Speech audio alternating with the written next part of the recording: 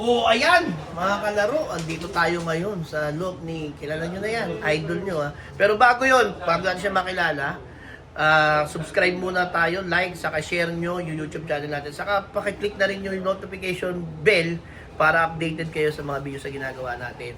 Again, ang goal ng channel natin is ma-educate yung mga bagong nag-iibon, syempre yung mga dating naitigil, saka yung mga veterano na gustong madagdagan ng sistema at madagdagan ng techniques at saka madagdagan ng mga kahit mga anong lock design, no? So andito tayo ngayon sa lock ni Master G Cruz. O ito, tingnan nyo, ito yung mga trophy niya. Ang dami. O ang dami. PHA, tapos ito, Santolan, Racing Pigeon Club. Ayan, tapos yung stock niya. O ito na, i-idol natin. Master. What's up mga kalaro? Ayan, Reggie Cruz, Mr. Consistent. O, kita nyo naman, dami ng trophy. So, dito muna tayo, sabi ko kay Idol, dito muna tayo sa Breeders' Lock niya kasi ang segment natin, Breeders' Flyers, no? So, saan ba yung, ano mo, dito? Breeder, pwede rin dito. Ito, breeder. Alam mo yung ano eh. Dito muna tayo sa Tema ng breeding single eh. natin. O, yan. Marami tayong matututunan dito kasi dalawa yung style ng breeding niya. Ito yung parang sa traditional natin. Ayan, no? Na lovely cage. Lovely cage. Tapos itong mga flight Diba, code. ano, yung pang-ibon dati, ginamit ko na sa pangkalapate. Yung sa ano Dahil yan? dati, di ba, ang dami kong African. African. Ngayon ito, focus tayo sa Kalapate. Ito, may mga ibon tayo dito na naka-pares. Ito, mga ano to, mga pang South pa. Pang-south na rin. Lahat naman pang-south. Pang South, tapos, iba pang stock. Itong pangatlong clutch, pang-stock na. Hindi dito, kasi kaya ako nag-breed dito para sa ano, sa Alegre, sa mga wandok. Di ba, maagang Replacement. ano, maagang Okay. Maaga Tanggapan. kang mag-breed. Kasi ang breeding ko naman talaga ng south, nasa April, May. April, May. Pero kompleto ko na agad, 50 yun. Mabilis eh, to. ano yun, dami nga nakakasya. Papaturo tayo kay Idol ko. Mabilis yung nagkabalitaan ako. Sabi ko, kompleto na siya agad ng 50 pang South. Tayo, mga baby pa eh. Doon sa kanya, doon sa breeding niyang isa, papakita niya sa atin kung paano yung style doon. Saka convenient yun eh. Pero dito, tingnan muna natin yung traditional breeding niya. So parang sa atin din, Taiwan cages. Tapos ang ginamit niyang, ano to? Porcelain. Porcelain. Pamayaman ba eh? Oo. Hindi, pang-kaibig yun. Hindi, kukuha din ako nito kasi nag-aalam ako nito. Nakabili ako niya, maliit. Ito sakto. Sakto yung Magandaan lapat yan, na lapat. walang lumot Oo, walang lumot to. Kakagalunin mo Oo, lang. kasi di ka kapit. Oo. Kapag nilinis, madali. Madali linisin. Kasi pag plastic, kakapit-kapit pa eh. Tapos nakaseparate yung ano niya, yung bridge. Tapos syempre, kalapatids. Pliant breeder mix ha. Ito breeder mix yan. Breeder mix. Hindi ka gumagamit ng pellet? Hindi, dito wala. Dito yan, yan yung style. So ito alamin natin sa nakakabili ng gantong porcelain.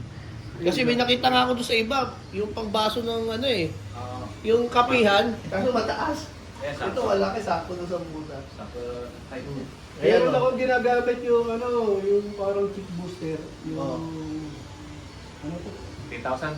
Yun. Basta yung Tino. Gustong-gusto ng ibon yun.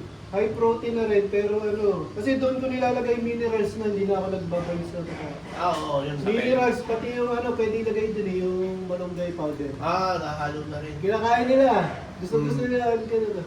Yun pala, yun pwede yun. Mas mas tag-developer siya, gano'n? Parang.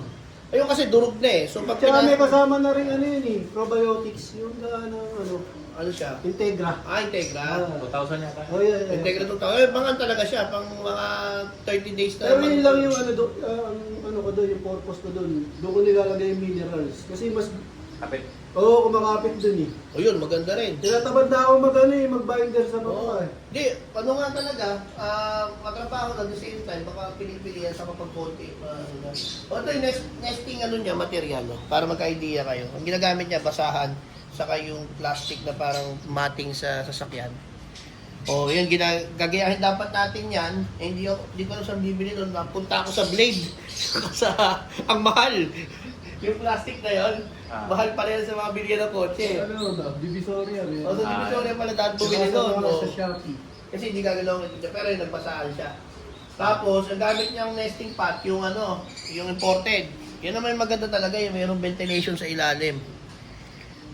Kapag ka nagbubuhangin ka dyan, tatakpan mo yung parang butas na apat. O, ayan o. O, kita nyo, ang ganda ng kondisyon ng ibon. Aba, ay naman di mo sinagad doon. Parang Para naiikutan. hindi... Yung hangin. Para na, nalilinis yun dito. O, yun. Importante yung cleanliness dito sa loob ni Idol Reggie. So, pareha sila ni Sir Russell talagang araw-araw talaga. Bawal yung dahil may hika rin. Oh, yun kasi kahit din ako medyo ano tayo sa alikabok. Kaya si JJB kayo, obligadong Araw-araw. linisin. Oh, wala, hindi natin nabuto si JJBK. Kasi ito naman, yun yung mga pang lovebirds to. Pero ang ganda sa lovebirds, dito kasi yung box dati, no? Oo, dyan sila. Kaya sakto yung pag binubuksan mo, linakay. Tapos ito, nagpagawa ka yung, Oo, pero 3 piraso lang yan. ang ganda sakto, yung nakalubog yung Dati kasi walang yung nabibiling 17 by 30, walang ganito. Ngayon meron eh. may patungan na. Oo, ayan. Ayan. Oo.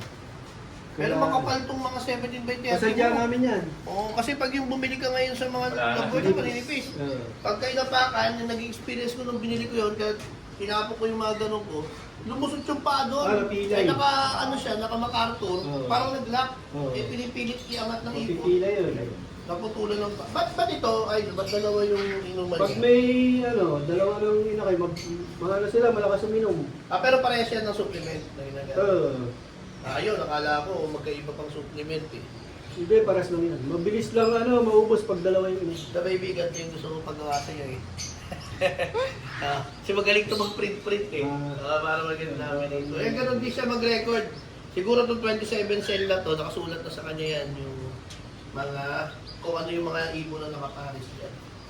O ayun. So yung may mga dating lovers din, na mga gano'n, pwede rin gamitin itong ganitong klaseng kulungan mga kalaro. Kung single-single lang ang breeding. Ang gandaan nito, mas malaki ba ito dito? Pero mas malapad ito. Mas malapad. Pero dito, wala ka lagi problema sa breeding. Wala rin lumulusot yung paa. Matigas eh. Wala naman.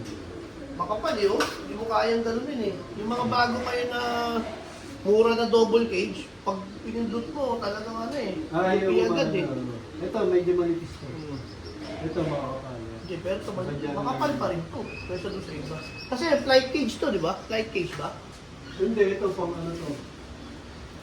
Pang kakatail. Kakatay, mas malaki eh. Oo. Tapos meron pa siyang ganito, patungan. So mga kalaro, kung walang option kayo, kasi ibang lugar, sa mga probinsya, wala silang mabila ng noble cage. So kung marami dyan, yung mga pang lovebirds, tingnan nyo lang kung basta makapal. Kasi kung manipis, minsan nagkakaproblema sa paa. O ayan ha, o check nyo. Tapos doon sa dulo, wala pa dahil pwede ilagay yun. Sa bakante. Bakante pa oh. Hindi na kaya ng powers Pang-breed yan. namin. Magastos. Magastos daw ang breeding din, totoo. Kalaro, kapag mag-breed ka ng talagang... Tama lang, yung kaya nyo lang. Oo, sa kayo, kung ibibigay mo lahat, kagaya ni Idol Reggie Cruz, kung bibigay mo lahat para sa ibon, sa pato ka, sa talagang magastos. Yung iba kasi pag nag-breed, hindi naman na binibigay, parang kung ano lang, kagaya ng mga supplements, sa mga pellets na binibili niya, magastos talaga. Kung gusto mong quality, inakay mo. Tapos mag-ano ka pa, mag-aalisin mo pa yung maliliit. Sa kanya ko nakuha yun eh. Yung kapag maliit sa pugad, pag maliit sa pugad, inaalis na Parang agad. para sa akin, na yun malnourished eh. Oo, kasi hindi din yun din sabi ni Sir Russell. Pero Diba? depende rin siguro dahil nahuli siya ng pagkisa. Pero pagka gano'n, alam kong malakas yung inakay, nahuli lang pumisa. Hinahanapan ko lang ibang breeder na may kasama. Pwede pala yun. Oh. Pwede din gawin yung gano'n. Ilipat ko doon sa kasing laki niya. Oh.